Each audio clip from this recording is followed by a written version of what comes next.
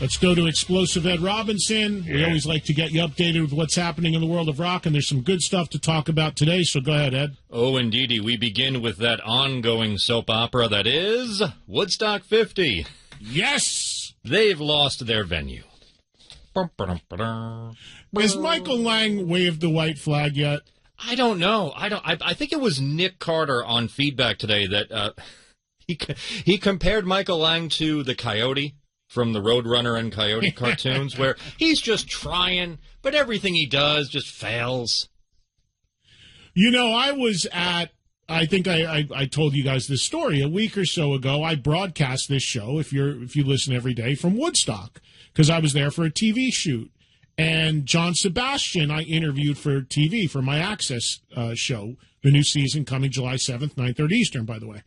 So I interviewed John Sebastian, who is booked and paid in full to perform at this year's Woodstock 50.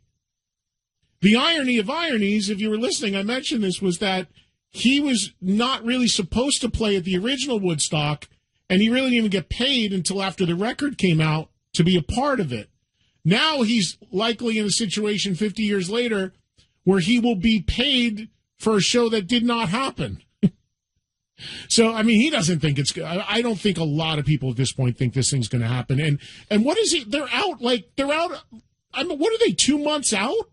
Eddie, they're less and not on sale with no venue? They're less than 70 days away with not nary a ticket sold. Nothing on sale. No. Now no venue. No. And about 2 months if you even did find a venue. It's crazy, but this guy is not giving it up. But they are adamant. No, they're still trudging along. Michael Lang, the wily coyote of the rock world. Go through the story here. So in news yesterday, to catch people up, according to a rep for the Watkins Glen International Racetrack in New York State, which is where the festival was supposed to take place, they have terminated the site license for Woodstock pursuant to provisions of the contract. That means with less than 70 days left before the scheduled planned start date of August 16th, they do not have a home. But that's not all. Organizers behind the festival affirm that all artists are still under contract. They state they are in discussion with a new venue already and will be ready for mid-August when the festival is supposed to take place, though on the heels of all this happening, additionally, a double dose of bad luck. The production company CID Entertainment announced that they are no longer involved with Woodstock 50. Mind you, this is the second production company they've lost because originally they had a deal with Superfly. Superfly backed out of the anniversary festival just over a month ago. CID stepped in. Now they're gone. Quick reminder, no tickets have been put on sale yet. Well, that's the blessing in all of this, because that would be a real nightmare if people had money out there floating around and having to deal with that. So that at least there's not money out from anybody in terms of consumers. But, man, it feels like a dumpster fire to me. It feels like just a mess. And here's the other thing, too, is that a lot of, like, what happened to the deadline that the booking agents gave the venue when they said, or gave the event when they said, we'll give you another week, otherwise we're taking other dates and offers on those dates. Obviously they reneged on that because they're still saying these acts are under contract and still have to play if the thing happens. I guess in order to keep the money, they have to keep the date clear now that they didn't account for that. But that's another thing that's kind of strange, because they had said that if they don't have a venue and the original investors backed out, then their clients were free and clear to go elsewhere and book other shows on that date. Because that's the ultimate win if you're a performer. Be paid your full guarantee for a show that got canceled and isn't happening, but also rebook on that day and get paid again. So you're basically getting paid twice, one for not playing and one for playing. I don't know. I don't see the thing happening. I think it would be a miracle if it came off, but we'll see. The Fire Festival that never happened. Certainly been good fodder for everybody to continue to talk about. Oh, so. Yes. The lifeblood of this channel for the past couple of months. A couple quick stories from yesterday, holdovers, because we did not get to news, but no worries. First, the Ronnie James Dio hologram tour played Asbury Park, New Jersey on Saturday night, followed by Long Island on Sunday. Some pretty decent quality fan-shot video from the Jersey show has been making the rounds on the old internet. I linked to it via the @SiriusXM Volume Twitter feed if anyone wants to go check it out. My brother went to the show in New Jersey. I was not in town, but he went. My brother is a huge Dio fan, and he really enjoyed it. He went into it not knowing what he was going to what to expect. He didn't know how he was going to feel about it. He really didn't know much about it. He doesn't follow along all that closely to everything, but he thought it would be interesting to see, and he went, and he enjoyed it. He said he really did. He thought it was a really enjoyable show, and he liked he thought the band sounded great, and he thought the whole hologram technology was cool. So thumbs up on it from my brother. Like I said the other day, I have yet to see it, and I don't know when I'll see it simply because of my schedule. And the show I had checked off to see has been canceled. That's the one in Vegas. So I'll get there one of these days, I'm sure. But and look, I'm hearing from people who weren't into it either. I understand. It's going to be a polarizing thing.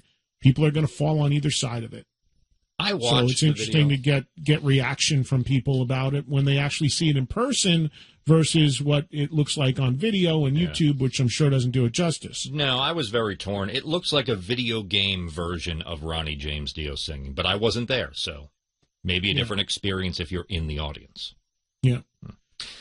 Former Queensryche frontman Jeff Tate says he plans to tour extensively in 2020 and will celebrate the 30th anniversary of his former band's Empire album, playing it in its entirety. Released in 1990, Empire was the peak of Queensryche's commercial success. It included the hit ballad Silent Lucidity. Jeff Tate has done a lot of touring playing Operation Mindcrime in its entirety. People that may not know the story, when Jeff Tate and Queensryche broke up, and it was a nasty breakup, Queensryche retained the name Queensryche. Jeff Tate did not get the name, but what he did get is the sole rights to be able to play Operation Mindcrime in its entirety, meaning the band now known as Queensryche, with Todd LaTorre as their singer, cannot legally play Operation Mindcrime, the album, as a complete piece. And, of course, it's a concept record. Jeff got that in his deal and ran with it and has done that a lot and has so much taken ownership of that record that he actually named his band Operation Mindcrime. But now I'm sure he feels like, that's probably been kind of done and overdone a few times. And now with the anniversary of Empire, celebrating that record in its entirety. And as Ed said, commercially the biggest record the band had because of the crossover success of Silent Lucidity. Jeff is a guy that ever since Queensryche, he's done a lot of different things. He actually just put out a record with, have it here right in front of me, somewhere, Sweet Oblivion, featuring Jeff Tate, which I'm not sure what that is. It's a partnership with an Italian musician or something. It's one of those Frontiers releases. I'm not sure. I heard it was quite good, but I have the CD sitting right here, and I'll listen to it and check it out. But Jeff has done a lot of different things with a lot of different people ever since Queensryche and he broke up, which I guess is probably for him a positive, gives him an opportunity to do some different stuff. And he's always had a wide range of music that he liked as well, so he can explore some of that. Although I hear this latest thing is way back more into the hard rock space. What else, Ed? Rob Zombie has released the first trailer for his upcoming The Devil's Reject sequel titled 3 from Hell, pegged for a fall release. I guess 3 from Hell, this kind of forms the third installment in his horror trilogy, as The Devil's Rejects was the sequel to House of a Thousand Corpses, so new Rob Zombie film. And Rob Zombie, who is the king of the rock festivals in America, was announced today as the headliner on a Vegas rock festival called... Ed, I sent you the press release on this. Las Rages, is it called? Yeah, it's a play on Las Vegas. Yeah, goofy name, Los Rages. But anyway, Zombie announced today that happens, I think, in October as the headliner on that. That is October 18th and 19th. Rob Zombie is the go-to act for every American rock festival. It's amazing. I guarantee you, if you check the statistics, he has probably in the last 10 years been a feature act on more rock festivals in America than any other act. He's literally every year. He's on almost every one. It's unreal. And it's done him really well in terms of building his audience and crossing over to even more people. And Rob is very smart. Ed mentioned his movie, his latest horror movie coming out. When Rob plays live, in the middle of that set, he drops a screen behind him and plays the full trailer for the movie. He is no dummy. No dummy. You got a captive audience at a rock festival, and you are playing your trailer with the release date of the movie at the end, and then coming back out and picking up your set. Yes. Very smart. And a movie that stars his wife, as always. She's in every one, I think. Mm-hmm. I'm looking at the lineup for this Los Rages Festival. Rob Zombie, Bring Me the Horizon, Chevelle, The Used. Also, plenty of experiences. When in Vegas, what do people do? They get married. You can get an on-site wedding, Eddie. Have your very own rock and roll wedding experience at the Los Rages Wedding Chapel. Wow, I did not know that. How much more do you have, Ed? Should we take a quick break and come back? Let me just do one quick thing. We'll go to break with this because I do have the new Richie Kotzen single. We can go to break with that because he released a new song last week and the accompanying video yesterday for a new song called Venom, a great track. Yeah, well, I can't wait till Richie assembles all these tracks and actually makes a complete record because I'm not a fan of people putting out random singles and videos. They get scattered around. You can't accumulate them in one place. I want a sequenced record. I hope eventually he's working his way towards that because it's like the fourth song he's released in this way. And we're back on Trunk Nation on Volume. Let's let Ed finish up the news. Go ahead, Ed. What else you got? All right. I have three more things today. First up, one of three. According to Reuters, the U.S. Ninth Circuit Court of Appeals decided yesterday to review its recent decision in the Led Zeppelin plagiarism lawsuit. Now, this is a review of the court's September 2018 decision to order a new trial in that matter.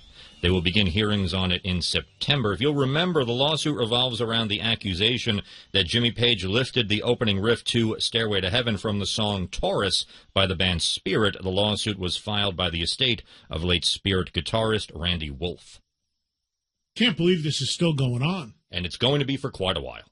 That's amazing. I thought the whole thing was buttoned up. Apparently not. We played those clips back to back. A lot of people have. It is reminiscent, but I don't know if that's, the suit is still viable, but apparently they think it is, so. Mm-hmm. In a recent Q&A with Kerrang! Magazine, Metallica fielded questions from fans and readers, and Lars Ulrich has hinted towards an upcoming project and a revisit to one of the band's biggest moments in the late 90s. Basically, a fan asked if there would be a follow-up to their Garage Inc. covers double album. Lars responded with an ominous wait and see. Well, that was a very successful project for them, and Metallica covering other people's songs has given those people who wrote those songs and the songs that were covered, given those people tremendous resources, like meaning money. They have helped. A lot of the bands that Metallica have covered in their career have been very, very marginally known bands that did not have any real success at all originally, made no money at all. Bands like Budgie and Diamond Head. And now, obviously, there's exceptions. I mean, they covered a Bob Seger song. They covered Turn the Page. Obviously, Bob Seger became very successful. But the majority of what Metallica have covered has been new wave of British heavy metal stuff that was extremely fringe in terms of sales, especially in America. And them covering it has, those bands get paid because they wrote those songs, even though they're, to the public, thought of as Metallica songs. So it has been very, very lucrative, not to the point that those bands are rich off of it, but it's given them the opportunity to make a living off of it, that they can actually survive and have some cash flow coming in because of Metallica's renditions of their songs. So I'm sure there are a lot of obscure metal bands that are hoping and praying, as I would be as well, that Metallica picks one of their songs to do if they should do another covers record. What else, Ed? One more thing, the last thing I have, and it's a Rush story. I'm so happy. The band has announced a new project. They're diving headfirst into the one-night-only movie theater thing. Got this press release today via Billboard. August 21st, we'll see the worldwide theatrical screening of Rush Cinema Strangiato 2019, produced by Anthem Entertainment and released through the company Trafalgar, who do these types of events, similar to that other company, Fathom. So this event, and I'm reading right here because that's all I know is what I have here. This event is being billed as the first annual exercise in fan indulgence, nice nod to Strangiato there, and will feature a hodgepodge of song performances, including Tom Sawyer, Closer to the Heart, Subdivisions, more unreleased soundcheck and backstage footage from the 2015 R40 anniversary tour, and new interviews with the likes of Tom Morello, Billy Corgan, and Taylor Hawkins. Basically, it looks like a redux of R40 era stuff with a lot of previously unseen footage for a band that's effectively done touring. Probably the best thing we're going to get moving forward as Rush fans. And the Rush films and the stuff that has come out has always been so good. I mean, the Beyond the Lighted Stage was great. Time Stands Still was great, which was basically like the farewell video. And I believe I saw in that press release the very last song Rush ever played as a band from the very last concert, which I guess would probably be, because they worked backwards, I guess it was probably like Working Man or something like that. Would have been something from the first record, I would think, right? Because they went chronologically backwards. Yeah, it would have to be. I mean, Working Man was the song that launched their career. Yeah, so I don't know if that's the song, but they're going to feature some of that footage. So Geddy Lee said in one of the interviews that was put out in about this that even though the band is effectively done, he's fine with this sort of stuff coming out as long as it's done well and done respectfully, and the fans want it. And Rush has always checked all those boxes with the way they've done things and put stuff out. So looking forward to this. It'll be cool to see it in theaters, and I'm sure it'll be one of those deals where like a week later or a day later you can also get it on Blu-ray, DVD, and all that. All right, good stuff. Something new coming from Rush, even though we don't have the band anymore. Good that we'll have something cool to watch, hopefully in the very near future at home, or if you're lucky enough to have it in a theater near you, be able to get out and see it in that environment.